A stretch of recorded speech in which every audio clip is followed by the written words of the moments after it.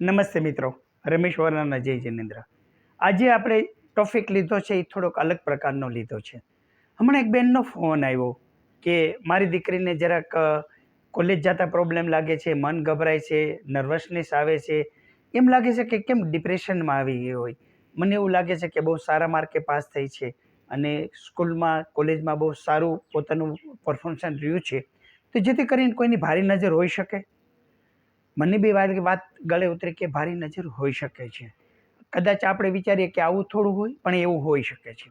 હવે જ્યારે તમને કોઈની નજર લાગે, તમે સારા કપડાં પહેરીને નીકળ્યા હોય, સારી રસોઈ બનાવતા હોય, સારા દેખાતા હોય, યા તો સારા વાતચીત કરતા હોય, તો ઘણી વખત મીઠી નજરનો બી સામનો કરવો પડે છે. કોઈની મીઠી નજર બી લાગી શકે છે. કદાચ એના મનમાં ઈરાદો ન હોય, પણ એની જે મીઠી નજર છે એનો તમને દોષ લાગી શકે છે.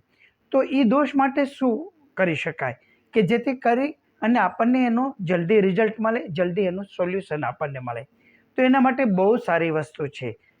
અને મારા ધારવા પ્રમાણે કે મારા કહેવા પ્રમાણે એ વસ્તુ છે કે તમને લાગે તમારું મન મૂંઝાતું હોય, તમને લાગે કે મારી પર કોઈની નજર લાગી ગઈ છે, તમારું નાના દીકરા દીકરી હોય એનું કદાચ ખાવા પીવામાં પ્રોબ્લેમ આવી જતું હોય, કદાચ ચીડિયું વધારે થઈ જતું હોય, જે નોર્મલ કરતાં એબનોર્મલ વાતચીત કરતા હોય કે એનો કરતું હોય, તો તમારે એક પેપ્સીની યા તો થમ્સઅપની નાની બોટલ લેવાની છે.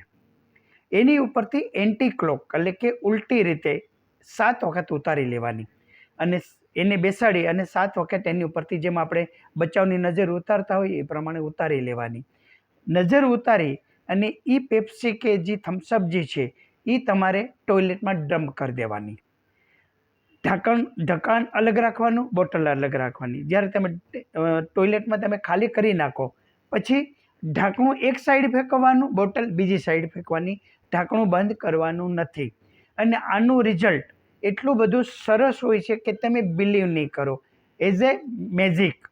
જ્યારે મને બેનનો ફોન આવ્યો કે આ પ્રમાણે મારી દીકરીનો પ્રોબ્લેમ છે અને મને આ રીતની તકલીફ છે, તો મેં એને તરત ઉપાય સૂઝાવ્યો કે તમે આ પ્રમાણે એક બોટલ મંગાવી લ્યો અને આ પ્રમાણે કરો.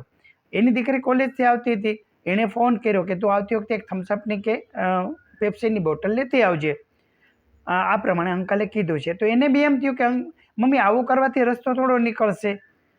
એ લોકોને મારી ઉપર શ્રદ્ધા હતી, મારી વાત ઉપર શ્રદ્ધા હતી. એ જ્યારે ઘરે આવી અને આ રીતનું કર્યો તો વિથિન 7 અવર્સ 7 કલાકમાં રીતસરનું એની જે મગજમાં વજન લાગતું હતું, જે ખરાબ વિચાર આવતા હતા, જે ડિપ્રેશન હતું, તો તરત એનો ફરક પડી ગયો. આપને બી આવી કોઈ સમસ્યા હોય તો એક અખતરો આ જરૂર કરજો. તમને ફાયદો 100% નહીં પણ 110% થશે. આવી બીજી વાત લઈને પાછા જલ્દી મળશું. જય જિનેન્દ્ર.